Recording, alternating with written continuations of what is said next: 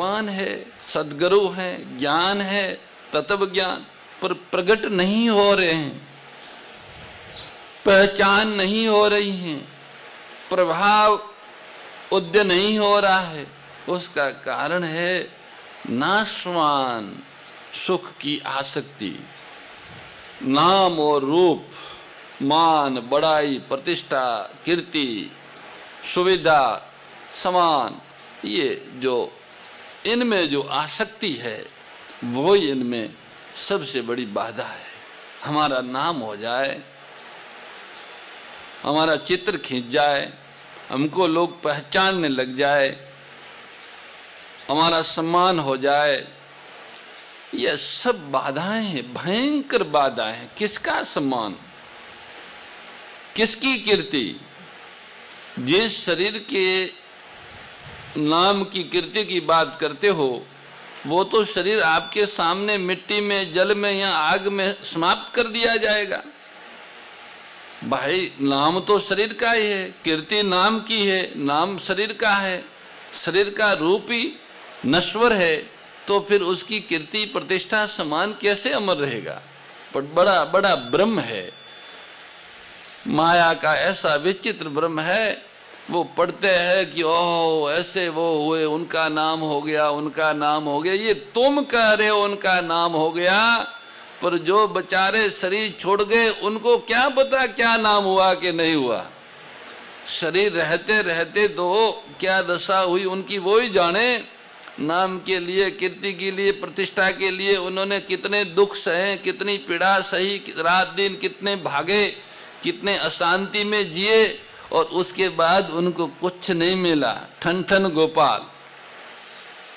इसलिए नाम, हमारे यहाँ एक कहावत है, पूछते हैं कि नाम क्या है? बोले नाम तो परमात्मा का है।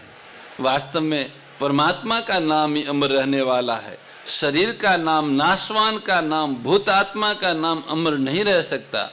शरीर का नाम भूत आत्मा का नाम है। शरीर पंचभूतात्मक है, इसलिए शरीर का नाम रूप जो भी है वह भूत है। वो भूत है, जाने वाला है, समाप्त होने वाला है।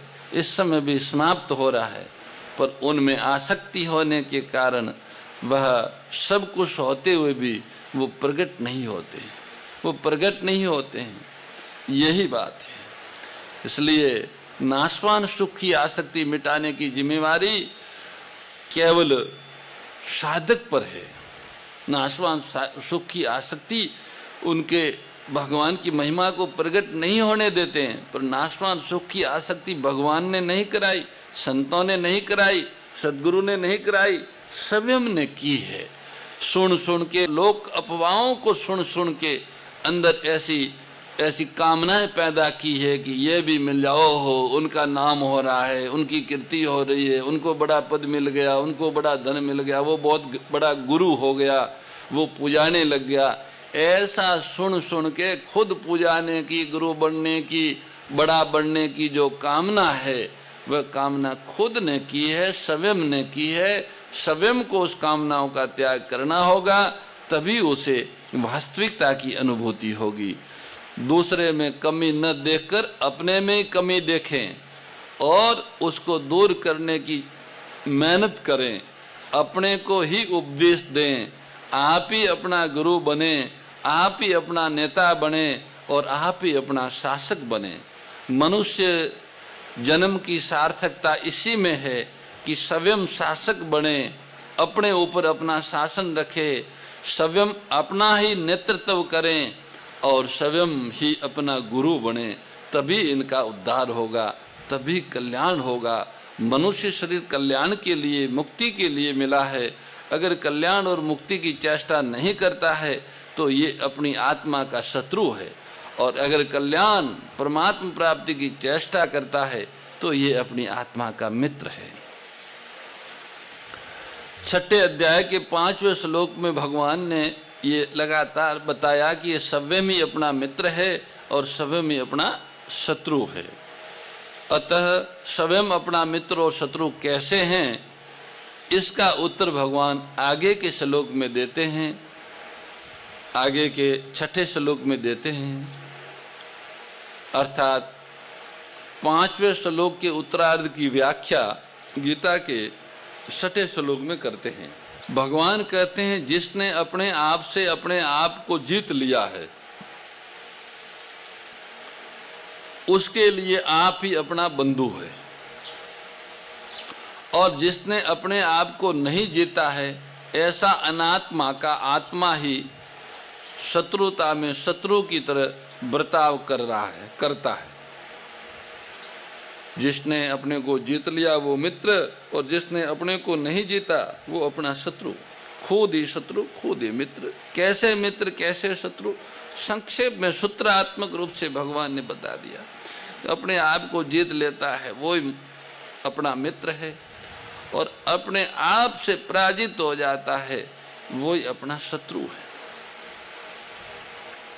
अपने में अपने सिवाय दूसरे की सत्ता है ही नहीं।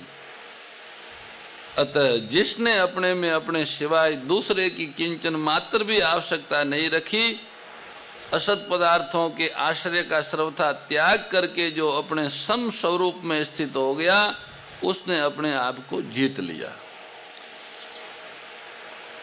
अपने सिवाय और किसी की आवश्यकता नहीं। न शरीर की जरूरत है, न इंद्रियों की जरूरत है, न मन की जरूरत है, न बुद्धि की आवश्यकता है, न पदार्थों की आवश्यकता है, न परिस्थिति की आवश्यकता है। किसी की भी आवश्यकता नहीं रखी, वो अपने आप का मित्र है। वह अपने आप में स्थित हो गया। इसकी ये अपने आप में स्थित हो गया है, इसकी पहचान क्या है? तो कहना पड़ेगा कि उसका अंतःकरण समता में स्थित हो जाएगा, क्योंकि परमात्मा निर्दोष और सम है। उस सम परमात्मा की निर्दोषता और समता उसके अंतःकरण पर आ जाती है। इससे पता लग जाता है कि वह परमात्मा में स्थित है। परमात्मा में स्थित होने से ही उसने अपने द्वारा अपने आप पर विजय प्राप्त कर ली है। वास्तव में परमात्मा में स्थित तो नित्य निरंतर स्थिति तो थी ही, केवल मन बुद्धि आदि को अपना मानने से उस स्थिति का अनुभव नहीं हो रहा था। उत्पत्ति विनाशशील पदार्थों के साथ संबंध बना हुआ था, इसलिए अनुत्पन्न तत्व परमात्मा की अनुभूति नहीं हो पा रही थी। संसार में दूसरों की सहायता के बिना कोई भी किसी पर भी विजय प्राप्त नहीं कर सकता, और दूसरों की सहायता लेना ही स्वयं को पराजित करना है। इस दृष्टि से स्वयं पहले पराजित होकर ही दूसरों पर विजय प्राप्त करता है। जैसे कोई अस्त्र शस्त्रों से दूसरों को पराजित करता है, तो वह दूसरों को पराजित करने के लिए अपने लिए अस्त्र शस्त्रों की आवश्यकता मानता है कि मुझे उस पर विजय प्राप्त करनी है तो अमुक अस्त्र चाहिए, अमुक शस्त्र चाहिए। अतः स्वयं उन अस्त्र शस्त्रों से पहले ही पराजित हो गया।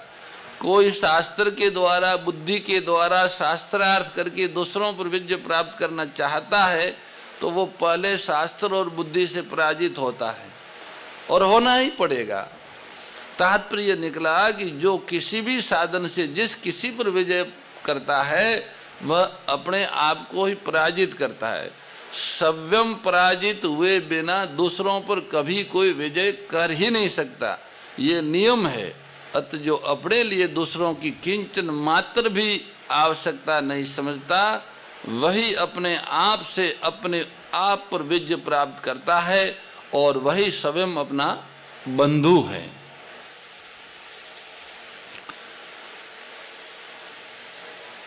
जो अपने सिवाय दूसरों की शरीर, इंद्रियों, मन, बुद्धि, धन, वैभव, राज्य, जमीन, घर, पद, अधिकार, आश्रम आदि की सपने अपने लिए आवश्यकता मानता है, वो अनात्मा है।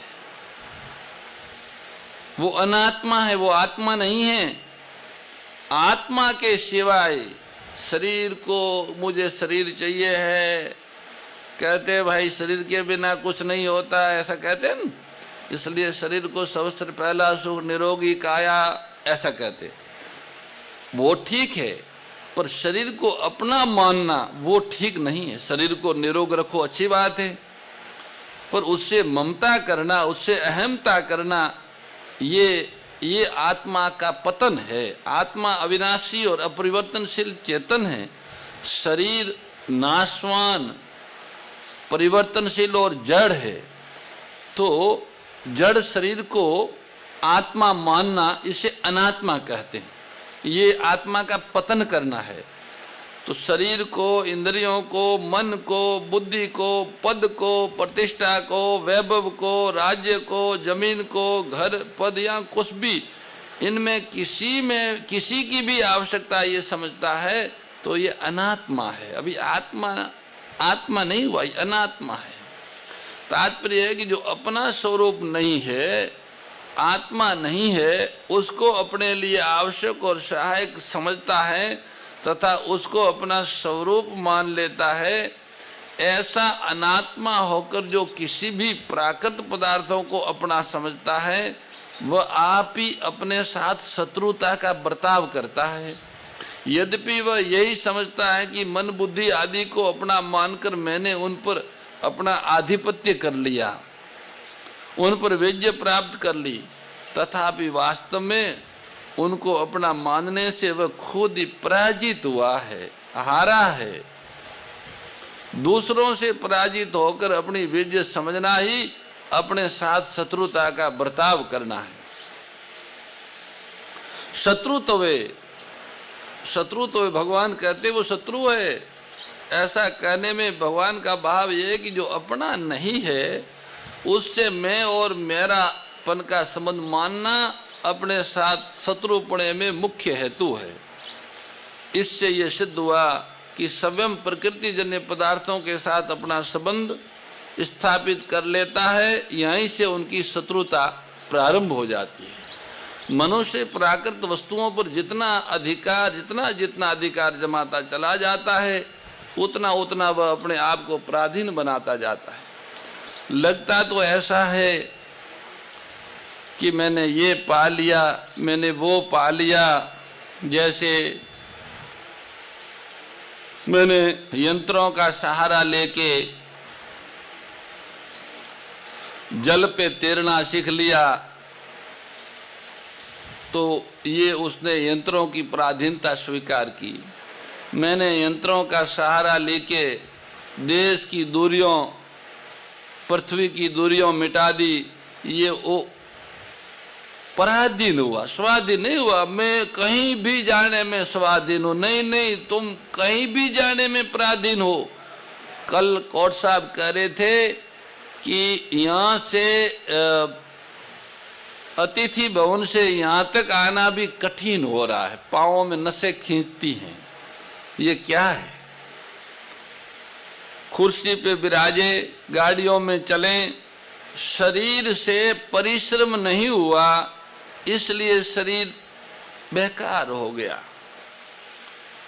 जो ये कहते कि हम कहीं जाने में स्वाधीन हैं, तो उनको को पेट्रोल नहीं होगा, डीजल नहीं होगा, ऊर्जा नहीं होगी, तो क्या होगा? तब तो बोले कहीं नहीं जा सकते।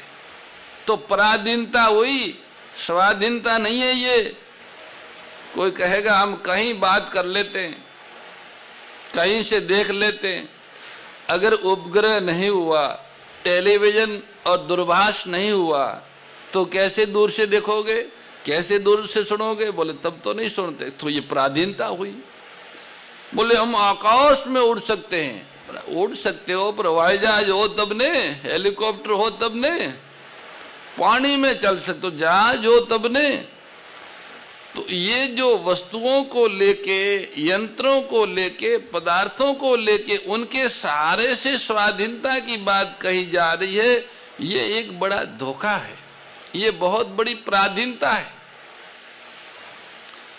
आज से 40-50 वर्ष पहले गर्मी तो पड़ती थी, ठंडी भी पड़ती थी, हीटर कूलर नहीं थे, पंखे नहीं थे, पर भाई ठंडी गर्मी से बचने का उपाय लोग करते थे।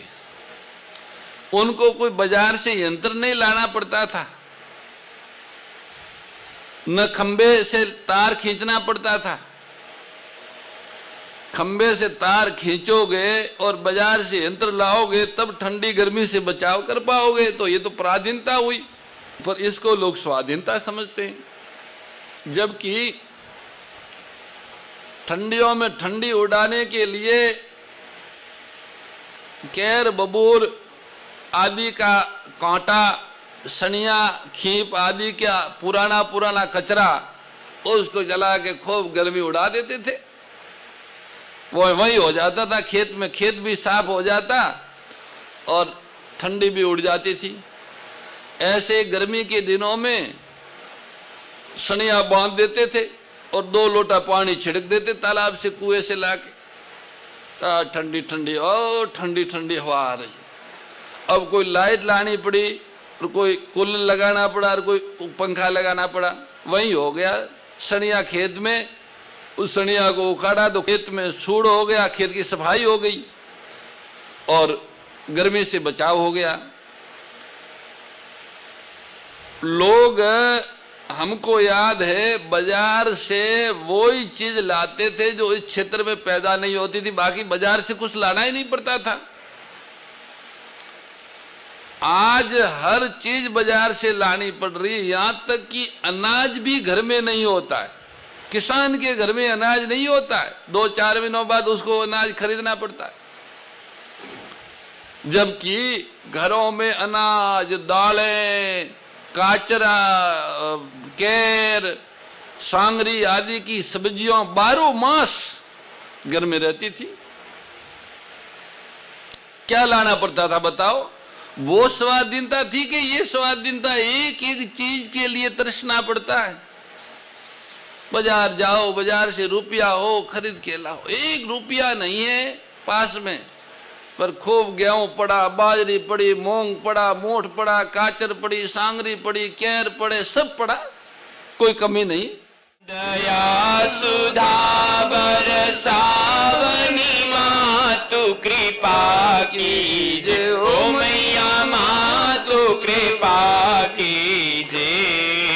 हरि पद प्रेम दान कर, प्रभु पद प्रेम दान कर, अपनो कर लीजे।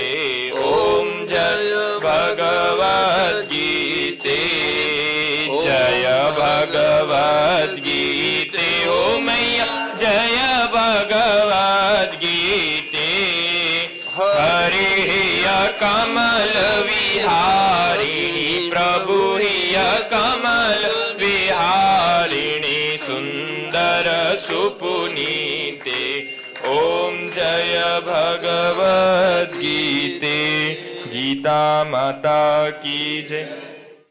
परम श्रद्धेय गौरीशी स्वामी श्री दत्त शरणानंद जी महाराज की प्रेरणा व मार्गदर्शन में विश्व के सबसे बड़े गौ सेवा संस्थान श्री गोधाम महातीर्थ पथमेड़ा द्वारा संरक्षित लाखों बीमार, विकलांग, वृद्ध एवं अशक्त गोवंश वेद लक्षणा गोमाता की सेवा के साथ साथ भारतीय गोवंश का संरक्षण, संपोषण, संवर्धन एवं उनसे प्राप्त पंचगव्यों का परिष्करण व विनियोग करना, घर घर गोपालन, गो अभ्यारण्य, घास चारा उत्पादन हेतु गोचर भूमि का विकास, गोपालन लोक संस्कृति के पुनर्जागरण हेतु वेद लक्षणा गो महिमा का प्रचार प्रसार करना तथा गोपालक किसानों के स्वावलंबन हेतु गो कृषि अन्न एवं गो दुग्धान का गुणवत्ता युक्त बाजार तैयार करना श्री गोधाम महातीर्थ का पावन उद्देश्य है। आप सभी दानदाता श्री गोधाम महातीर्थ पथमेड़ा द्वारा संचालित गो सेवा महाअभियान में बढ़ चढ़कर सहयोग कर